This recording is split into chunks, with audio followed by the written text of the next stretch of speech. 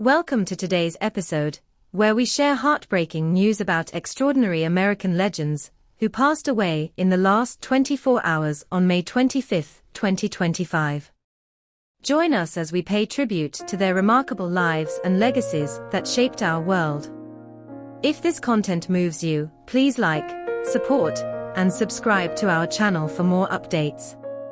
Hit that notification bell to stay connected, and let's honor these icons together.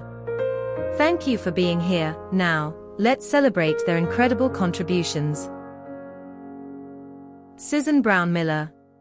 What does it take to change the world with a single book, and at what cost? Susan Brown Miller, a name synonymous with courage and controversy, did just that with Against Our Will, Men, Women, and Rape. Her work shook society to its core, but it also sparked debates that still rage today. From her gritty Brooklyn roots to her uncompromising feminist voice, Brown Miller's life was a battle against silence. Let's dive into the story of a woman who refused to back down, no matter the stakes. And trust me, there's more to her than meets the eye. Born in 1935 to a Jewish couple in Brooklyn, Susan Warhaftig grew up in a world where survival was never guaranteed. Her father, a Polish immigrant who hustled as a salesman in the garment center, and her mother, a secretary in the Empire State Building, gave her a modest but grounded upbringing. As an only child, Susan soaked up lessons at the East Midwood Jewish Center, where stories of pogroms and the Holocaust left a lasting mark. She later said those tales of violence against her people planted a seed, one that grew into a lifelong fight against harm, especially the terror of violence against women. But her path wasn't straight. A stormy adolescence saw her clash with expectations, setting the stage for a life of rebellion. And that rebellion, it was just getting started. Susan didn't follow the usual script. She won scholarships to Cornell University in 1952, but left after 2 years, restless and unready to conform. Acting called her next. She even landed roles in 2 off-Broadway plays, but the stage wasn't her destiny. Instead, she stumbled into journalism, starting at a confession magazine, where she learned to craft stories that gripped readers. By the late 1950s, she was climbing the ranks, an editorial gig at Coronet, a stint editing the Albany Report, and a researcher role at Newsweek. Her hustle took her to NBC in Philadelphia and The Village Voice, where she sharpened her pen as a staff writer. By 1966, she was writing network news for ABC, proving she could hold her own in a male-dominated field. But the 9-to-5 grind wasn't enough. Something bigger was brewing. By 1968, Susan was freelancing for heavyweights like the New York Times, Vogue, and The Nation. Her essays and reviews crackled with insight, but she wasn't just writing, she was acting. That year, she joined the Writers and Editors War tax protest, refusing to pay taxes to fund the Vietnam War. It was a bold move, one that showed her willingness to stand up for her beliefs, no matter the cost. Around this time, she dove headfirst into second-wave feminism, a movement that was shaking up the status quo. She marched, organized, and wrote, becoming a voice for women who'd been silenced. But her biggest fight was yet to come, and it would change everything. In 1973, Susan won an Alicia Patterson Journalism Fellowship to tackle a topic no one wanted to touch: rape. 2 years later, Against Our Will, Men, Women, and Rape hit shelves, and the world wasn't ready. The book argued that rape wasn't just about sex. It was about power, a tool men used to control women across history. It was a gut punch, forcing society to confront an ugly truth. Named one of the 100 most important books of the 20th century by the New York Public Library, it earned her a spot as one of Time magazine's Women of the Year in 1975. But the book's impact went beyond praise. It sparked a revolution in how we talk about sexual violence. Yet, as groundbreaking as it was, not everyone was clapping. And that's where things got messy. Against Our Will didn't just make waves, it caused a tsunami. Some hailed Susan as a hero, but others weren't so kind. Critics argued her book painted all men as potential predators, a generalization that stirred heated debates. Rumors swirled that her uncompromising stance alienated even some feminists, who felt her views were too rigid. Online discussions, even today, show fans praising her courage, but others calling her approach outdated or overly confrontational. One ex-post from 2024 claimed, Brown Miller's book was a game changer, but her all-men framing doesn't hold up in 2025. She never backed down, though, insisting that watering down the truth would betray the cause. But was she too stubborn for her own good? That question still lingers. As the years rolled on, Susan kept fighting.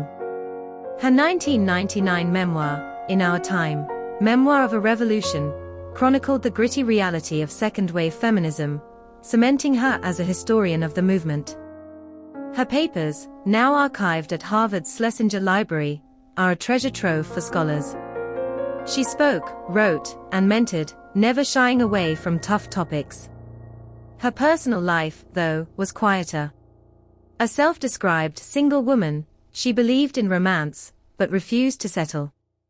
"I won't compromise," she told an interviewer in 1976, and she never did. That choice, freedom over convention, mirrored her work, but it also left some wondering what drove her to stand so firmly alone. And there's more to that story than you might think. Susan Brown Miller passed away on May 24, 2025, at 90, after a long illness in a New York City hospital. Her death reignited debates about her legacy. On X, some called her a fearless pioneer, while others questioned whether her radical ideas still resonate in today's nuanced conversations about gender and power. Posts from early 2025 speculated that her uncompromising nature might have limited her influence in later years, with one user noting, "She changed the game, but did she adapt to it?" Her work inspired laws, shaped activism, and gave voice to countless survivors, yet the controversies never fully faded.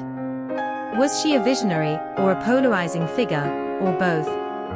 That's the question she left behind. Susan Brown Miller's life was a testament to standing firm, even when the world pushed back. From a Brooklyn girl shaped by stories of survival to a feminist icon, who redefined how we see violence, she never stopped challenging the system.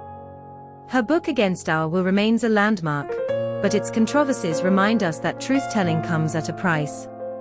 As we reflect on her legacy in 2025, one question stands out. Do her ideas still hold up in a world that's changed so much? Drop your thoughts in the comments. Let's keep this conversation going. Cor Boonstra. Was Cor Boonstra the genius who saved Philips, or the ruthless mogul who left a trail of controversy? By the time he died in May 2025 at 87, the former CEO's name still sparked heated debates across the Netherlands. From a milkman's son to a corporate titan, his journey was anything but ordinary, filled with bold moves, personal scandals, and whispers of insider deals. Let's dive into the story of a man who reshaped a Dutch icon and paid a price for it. Boonstra's story starts in Leeuwarden, where he was born in 1938 to a humble milkman. At just 16, he ditched school, trading textbooks for a job at Unilever. He wasn't a natural star. His early days as a margarine salesman were rocky, lacking the speed and charm you'd expect from a future CEO. But something clicked when he joined the transformation of Unilever's dairy division into SRV, a Dutch retail giant. By 1974, he jumped to Saarlee, climbing the ranks to become president of its board in Chicago. That gritty, self-made spirit defined him, setting the stage for a career that would shake up one of the world's biggest companies. And what happened next would prove he was no ordinary executive. In 1994, Philips was struggling, bogged down by bloated operations and dwindling profits. Enter Jan Timmer, the outgoing CEO, who handpicked Boonstra to join the board and breathe new life into the brand. Boonstra didn't disappoint. He launched the "Let's Make Things Better" campaign, a marketing masterstroke that repositioned Philips as a forward-thinking innovator. 2 years later, he was running the show as president of the board, ready to make waves. But his vision wasn't about gentle change. It was about slashing and rebuilding from the ground up. Boonstra's approach was brutal but effective. He called unprofitable divisions bleeders and wasted no time cutting them loose. Record label Polygram. Sold. Software firm BSO Origin. Gone, now part of Atos. He even pulled Philips out of a failing mobile phone venture with Lucent Technologies and shuttered a quarter of the company's 230 factories worldwide. His boldest move: shifting the headquarters and its top 350 employees from Eindhoven, Philips' birthplace, to Amsterdam. Employees in Eindhoven were furious, feeling betrayed by the relocation of their company's heart. Yet, Boonstra didn't flinch. His focus was clear: streamline, modernize, and win. But was he saving Philips or tearing it apart? The results spoke loudly. Under Boonstra's watch, Philips' market value skyrocketed, growing fivefold as he prioritized short-term profits and investor confidence. In 2000, he was crowned Top Executive of the Year in the Netherlands, a nod to his knack for turning a sluggish giant into a lean machine. New ventures, like the Senseo coffee maker with Dow Egberts and a joint LCD project with LG, showed he could innovate while cutting costs. But not everyone was celebrating. Thousands lost jobs in the restructuring, and labor unions slammed his aggressive tactics. Whispers grew about his hefty bonuses, millions in stock options on top of a massive salary, while workers faced uncertainty. The stage was set for a bigger storm. In 1998, Boonstra's life took a dramatic turn. He and his first wife narrowly escaped death during a terrifying plane hijacking. The ordeal made headlines, but so did something else. Boonstra was already entangled in an affair with Sylvia Toth, a powerful Dutch businesswoman and one of the country's richest. Their relationship, splashed across tabloids, shocked Philips' old guard and fueled gossip about his flashy lifestyle. The affair wasn't just personal. It would soon drag him into one of the biggest scandals of his career. And what happened next would shock everyone. In 2000, rumors swirled that Boonstra had used his connection with Toth to pull off a shady deal. Toth sat on the board of Endemol, a Dutch TV production company behind hits like Big Brother. Just days before Spanish giant Telefonica announced its takeover of Endemol, Boonstra bought 1.1 million guilders worth of its shares through a discreet Belgian bank account.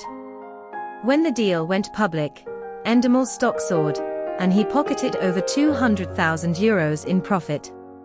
The Dutch press dubbed it the "pillow talk deal," hinting that Toth had tipped him off. Boonstra denied it, claiming he'd speculated on a different takeover rumor. After a high-profile trial, he was acquitted in 2003 and again on appeal in 2004. Courts found no hard proof Toth shared insider info. But the damage was done. His reputation took a hit, and questions lingered about his ethics. The drama didn't end there. Months later, Boonstra faced another blow. As a board member at Ahold, a Dutch retail giant, he sold shares during a closed period before financial results were released, breaking Dutch trading rules. He claimed it was an oversight, but the courts weren't lenient.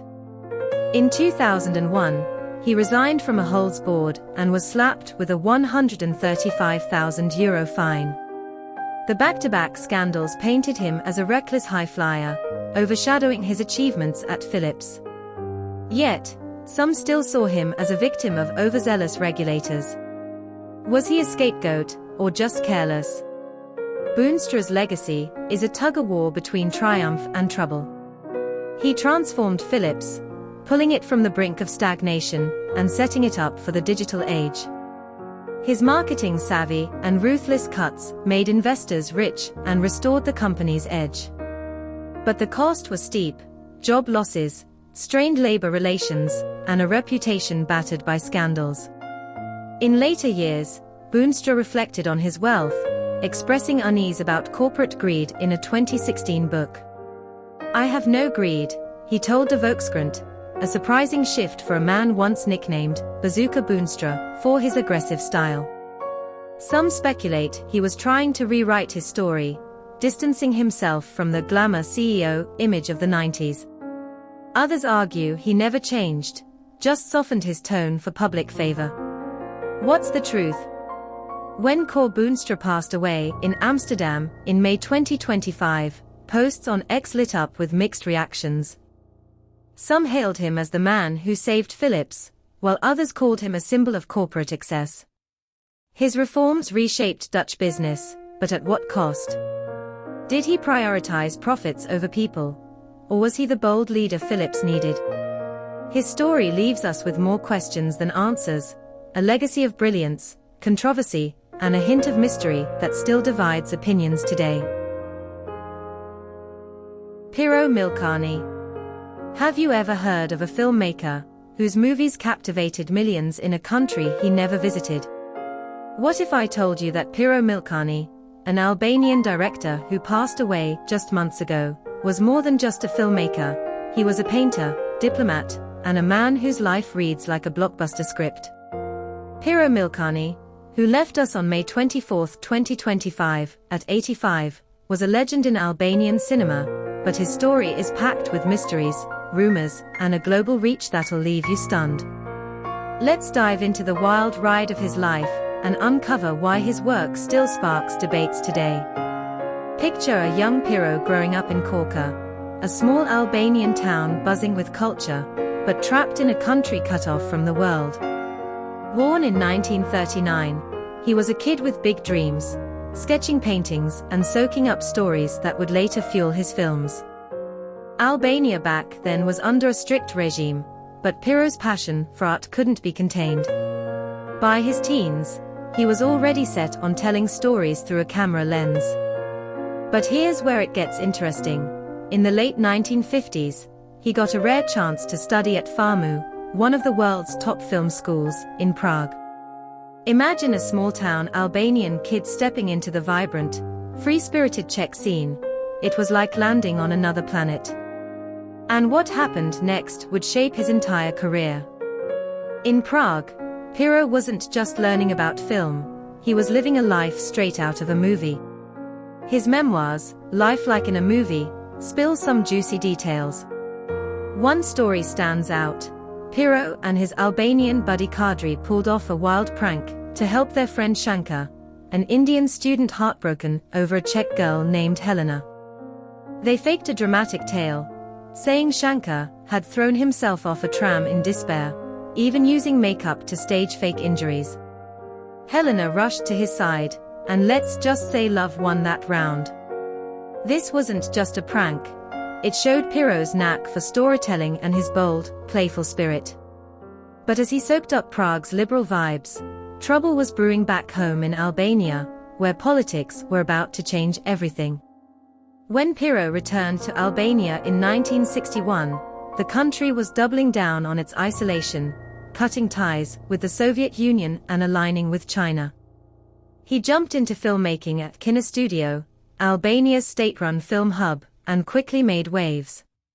His first big hit, Victory Over Death in 1967, told the gripping story of two Albanian women resisting Nazi torture. It wasn't just a film, it was a cultural moment that resonated with audiences hungry for heroes.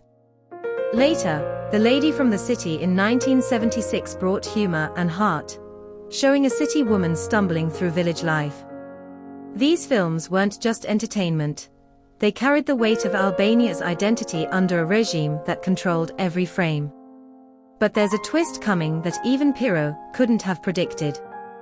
Here's where things get wild. Pirro's films found a massive audience in China. During the Cultural Revolution, when China shunned most foreign films, Albania was its unlikely ally. Movies like Victory Over Death, known in China as Ngadnjim Mbivdekjen, drew millions. One story from Pirot's memoirs is almost too bizarre to believe. In China, Red Guards were smashing bourgeois instruments like guitars. But a Chinese musician saved his guitar by pointing out that the hero of Pirot's film played one, convincing the guards it was a communist instrument. Can you imagine a film saving a guitar from destruction? Pirot himself was stunned when he learned his work had reached 30 million Chinese viewers. But this global fame came with a shadow that still lingers today. Not everyone sees Pirot's films as art. Some call them propaganda, tools of Albania's communist regime. In 2017, Albania's Institute for Communist Crimes pushed to ban communist-era films, including Pirot's, calling them brainwashing tools. Rumors swirled that these movies glorified a brutal era, and some young Albanians today barely know them. Yet others argue they are cultural gems, showing Albania's resilience. Reports claim Pirot stayed quiet on the debate, but whispers suggest he was working on memoirs, or even unreleased films that could shed light on his true feelings. Did he see himself as a patriot, or a pawn? That question keeps fans and critics buzzing, and it's not hard to see why. Pirot's life wasn't just about directing. He acted in L'America, a 1994 Italian film about Albania's post-communist chaos, and served as a diplomat in the Czech Republic and Slovakia in the late 1990s. He co-founded the Balkan Film and Food Festival with his son Eno, who followed in his footsteps as a director. Their joint film, The Sorrow of Mrs. Schneider in 2008, was a love letter to Pirot's Prague days, blending romance and nostalgia in a Czech-Albanian co-production. It's a personal story of a young Albanian student caught between his homeland and the free-spirited Czech life. Pirot poured his heart into it, but some say it hinted at deeper, untold stories from his youth. And that's not all, he was also a painter, teacher, and TV host. Talk about a man who did it all. When Pirot passed away in May 2025, just months ago, it sent ripples through Albania and beyond. At 85, he was still reflecting on his legacy, reportedly working on new projects, or writings that might reveal more about his life under communism. Some speculate he left behind unpublished memoirs, or even a final film that could shake up how we see his work. His death sparked tributes, but also renewed debates. Should his films be celebrated or shelved? Fans on platforms like Youku in China still stream his movies, while in Albania, some push to erase them. It's a tug-of-war between nostalgia and reckoning. So, what's Pirot Milcani's true legacy? Was he a visionary who brought Albanian stories to the world, or a filmmaker caught in the web of a controversial regime? His life, full of pranks, diplomacy, and cinematic triumphs, feels like a movie we're still trying to understand. One thing's certain, his story isn't over. Rumors of hidden projects and the ongoing fight over his film's place in history keep his name alive. What do you think? Should Pirot's movies be celebrated as art or buried as relics of a troubled past? Drop your thoughts in the comments, and let's keep this conversation going.